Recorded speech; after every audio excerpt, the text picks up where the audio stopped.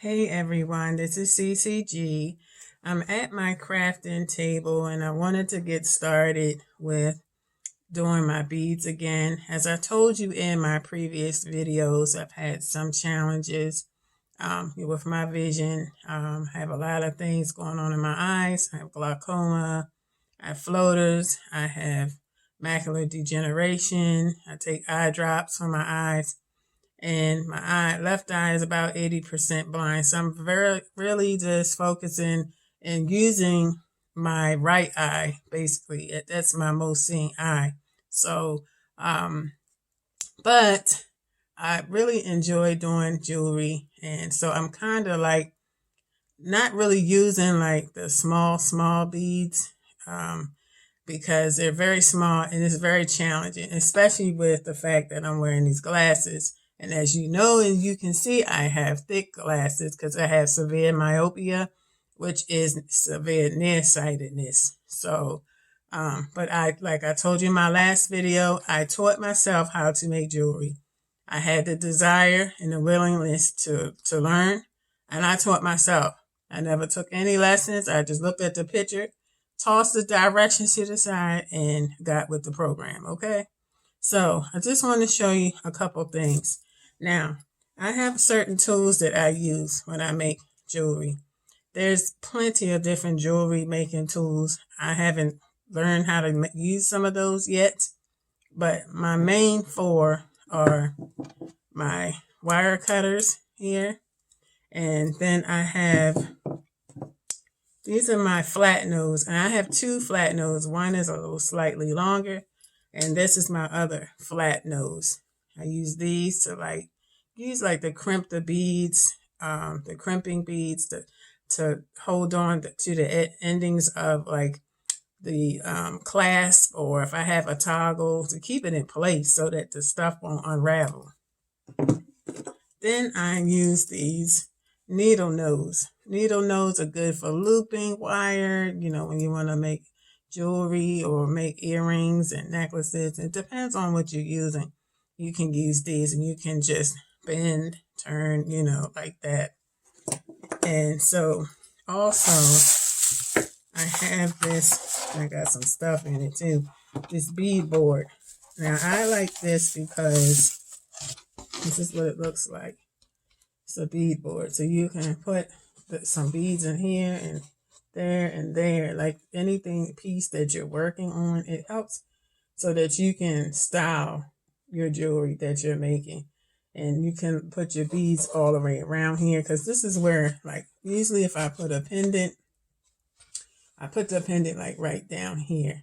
And then the strand goes here and a strand goes there. And the pendant is right down here in the middle. So that's how I use this bead board. I don't know how other people use it, but that's how I use it. Okay. So the next thing is I have to store my jewelry in is these bead bags. Yes, you can throw them in your jewelry box, but sometimes they get tangled up with your other jewelry and it's annoying, okay, to say the least. So I have these jewelry bags that I put in for storage. When I'm ready to wear it, I take it out and then I put the bag away until I'm ready to put it back. So that's what I use to store.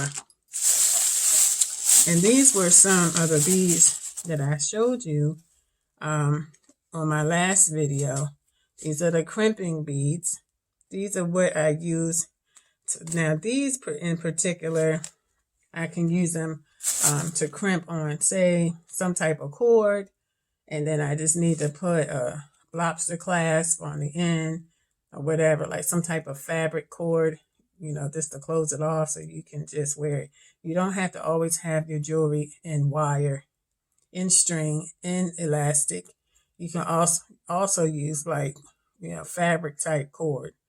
And you can tie it off with these endings so that you can make yourself like a complete necklace. The next thing is I have these beads, so I'm trying to figure out if I'm going to start with these, which I really like because they like earthy tones, and They're pretty, and you can really dress these up. And these are some beads that I bought as well. I'll bring it up a little closer so that you can see. They're really pretty. And I like the earth tones because you can wear like a lot of stuff with these earth tones. And then, so basically it's those. And then I have this pendant. I love pendants. This is really pretty. This is like my style, these pendants. I go to Hobby Lobby. Now, if you're a beader, I would suggest maybe go to Hobby Lobby because most of the times they have their bead strands for like 50% off. And some of these strands can be like $10 or $14, $20 a piece, depending on the type of bead it is. And, you know, if it's a semi-precious stone or what have you, it can be costly, but catch them sales. Don't pay the full price. Don't do it. Just wait till it goes on sale. Okay, so I'm going to show you. Now, this is how I would. Okay, so I have the pendant here, and I'm going to take it off of here because I want to start creating something. So before I even start stringing anything, I'm going to create how I want the beads to look on the necklace. So right now, first thing, I might have to use my wire cutters because the twisty is not trying to come off.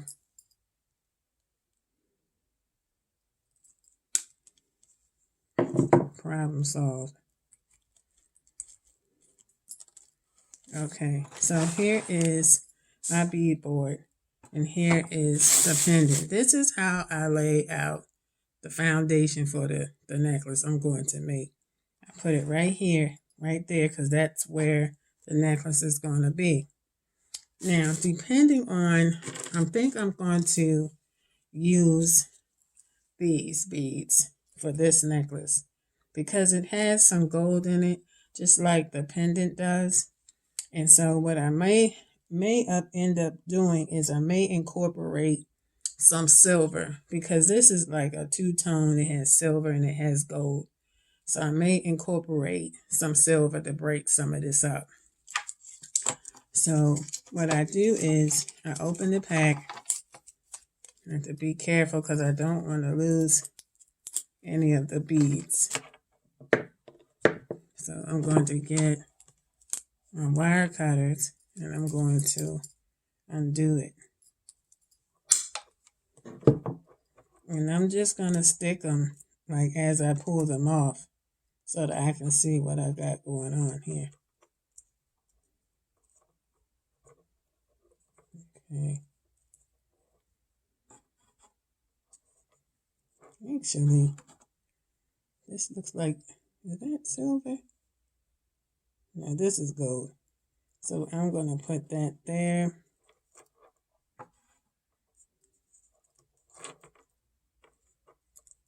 And as I'm pulling them off, I'm just going to arrange them on the bead board.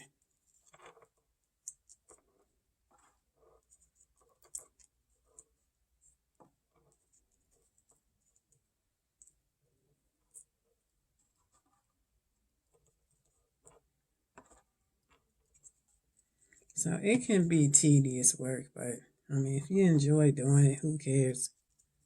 And as you see, the strand, the make pretend strand is going around up here. And plus, when you making necklaces, if you don't know what the size of your neck is, you need to measure it because some people have bigger necks or wider necks. Some have skinny necks.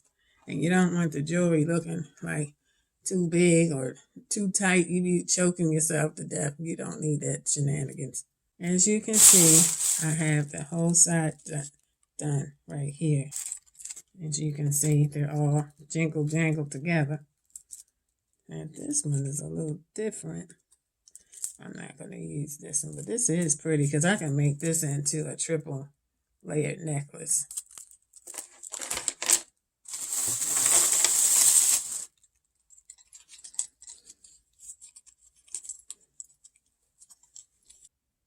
Okay, so now I have the beads on the board, and the next step is, since I have the layout, I'm going to find some beads to incorporate in this piece to kind of make the silver in this pendant pop out, so that'll make it pop even more. Because just because you buy a strand of beads don't mean you have to use them in the order they came. You can take them apart, use them for something else. So that's what we're going to do. Okay, so now I have my beads laid out on the bead board in the way that I would like them to be set up. So on the next video, we're going to string these beads and add the endings so that this necklace can come together. So I added some silver beads. It's kind of like that marcaset. I think I'm saying it right. I have to look it up. But anyway, here is the bead, one of the beads that I put in to make the pendant pop a little bit more.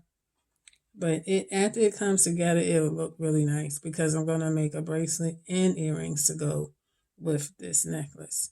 If you like this video, please make sure you like, comment, and subscribe to the channel. And don't forget to turn on your post notifications. I appreciate each and every one of you who watch this channel. Please make sure you comment. I would like to hear from you. And if you have any ideas or things that you would like to see, please make sure you put that in the comments. I hope that you all have a blessed and wonderful weekend. Peace.